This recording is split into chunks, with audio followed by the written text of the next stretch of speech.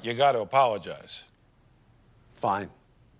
Oh, what are you going to go? You going to go in begrudgingly, or are you going to go in sincere? Begrudgingly. Oh, you can't give a begrudging apology. You got to give a sincere apology. I'll go somewhere between begrudging and sincere. How's that?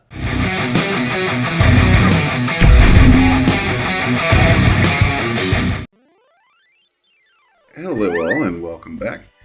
We have an update on this open gaming license controversy that's been hot for the last almost 2 weeks.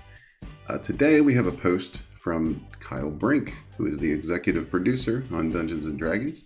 Now, who is Kyle Brink exactly? He's been in his current position for about 7 months. Here we see he's been at Wizards for about 2 years. He worked on several other big projects, big places, big names like ArenaNet. He was there for 2 years and a month. I worked at several consultant agencies. Consulted on Toys R Us. That's not necessarily a good sign. But just scrolling down, we can see he was a project manager on a lot of different things, director of a lot of different things. He was at Sega, Activision, Cryptic Studios, EA, Microprose. The guy's got a resume. But today, he is coming to us with an update and an apology for everything that's been happening. I find it a little interesting, first of all, that the original post addressing the whole open gaming controversy was made by the D&D Beyond staff, right? That's who it was. The article was by up here. But now we have a name. Now we have Kyle Brink, who is coming to us and looking for, I think, some kind of resolution. They know they screwed up. They know it. And he's here to try to make it right. Let's see what you think. He says D&D has been a huge part of his life. Long before he worked at Wizards, in his bio, he said he's been playing since he was in grade school. So that's a plus, if true. Let's kind of get into the meat of it here. These past days and weeks have been incredibly tough for everyone. As players, fans, and stewards of the game, we can't and we won't let things continue like this, he says. I'm here today to talk about a path forward.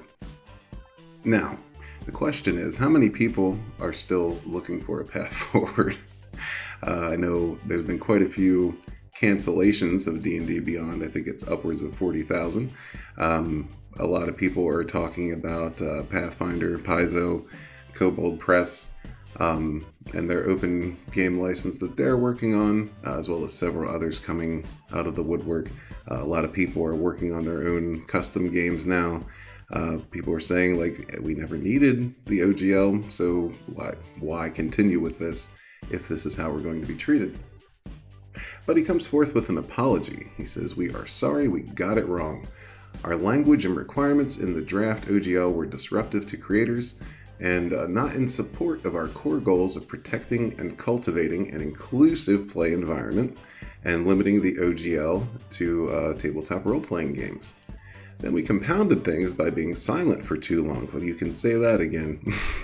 Way too long. We hurt fans and creators.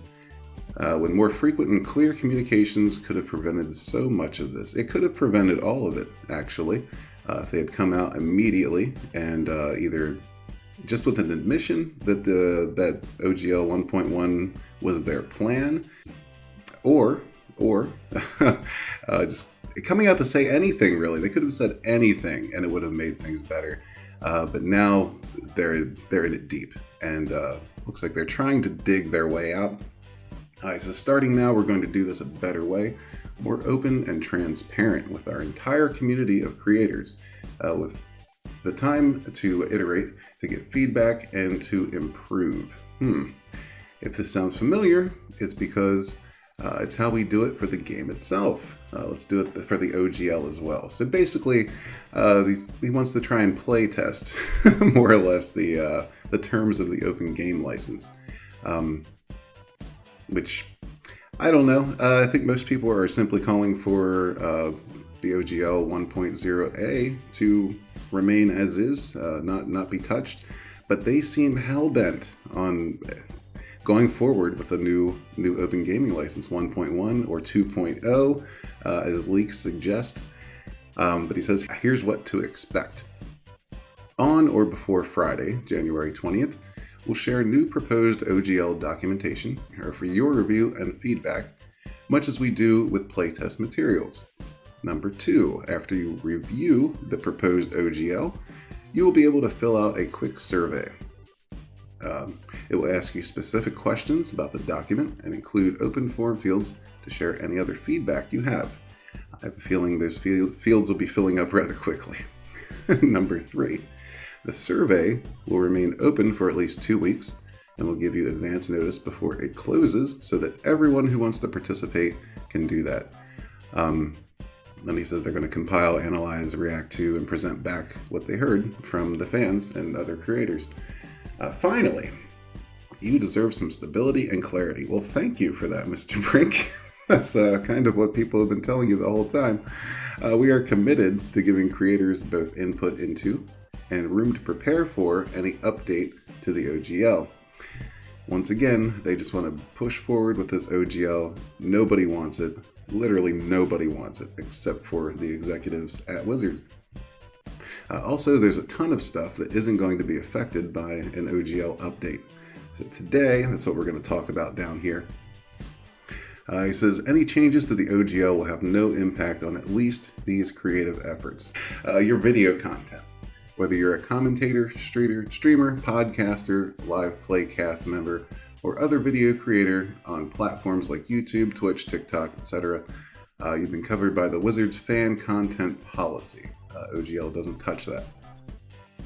Also, your accessories for your own content.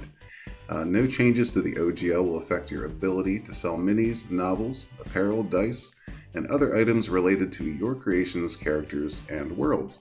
Non-published works, for instance, contracted services. You use the OGL if you want to publish your works that reference 5th edition content through the SRD. That means commissioned work, paid DM services, consulting, etc. not affected. Virtual tabletop content. Any updates to the OGL will still allow any creator to publish content on virtual tabletops and will still allow those publishers to use OGL content on their platform.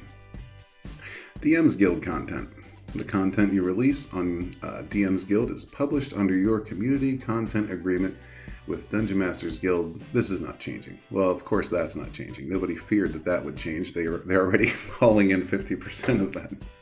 Your OGL 1.0a content. Nothing will impact any content you've published under OGL 1.0a. That will always be licensed under OGL 1.0a. Well, that's good, but that's one of the things people were kind of fearing. That anything that had previously been published would immediately have to disappear off the shelves. But still, people still want to work under the Open Gaming License 1.0a. That's all they want. Nobody wants this new nonsense. So I'm assuming a lot of the fields in the feedback forms, the surveys, will be suggesting that. And I mean, if you plan on filling it out and you're a creator and that's how you want to go, I would definitely encourage you to do that. Your revenue is next on the list. There will be no royalty or financing reporting requirements. Well, goody. And your ownership of your content. You will continue to own your content with no license back requirements. Well, isn't that swell? Isn't that sweet of them? That's all from me for now, Kyle says. We'll hear from them again on Friday. And that's the conversation for today. So, yeah, let me know what you think about all this in the comments below. Yeah, sorry, this is just a quick read through. It's kind of a raw review. I just heard about this and wanted to take a look at it and just kind of give everybody an update of what's going on here. It looks like they're putting a friendly face on it instead of just D&D Beyond team. We got Kyle Brink coming at us. He's going to be the face of this debacle, I suppose, from here on out. And yeah, we're going to be taking some surveys as we learn some things. I guess they're just going to continue to feed us information as they see fit. I don't know when an actual OGL is going to be created and posted. It sounds like this is going to take some time. If each survey session is going to be at least 2 weeks, So, I mean, we don't know how much content is going to be in those surveys. If they're just going to be kind of covering one topic at a time and sending it out for reaction. So, I mean, this could take a long time. So, yeah, let me know what you think. Does this satisfy you? Does this make you want to go running back to Wizards with open arms? My guess is not a lot of people are really feeling that way about this announcement, but we'll see. Time will tell. So thank you for watching, and yeah, we'll catch you on the next one. Be sure to hit that like and subscribe on your way out if you would. I'd appreciate it. Peace.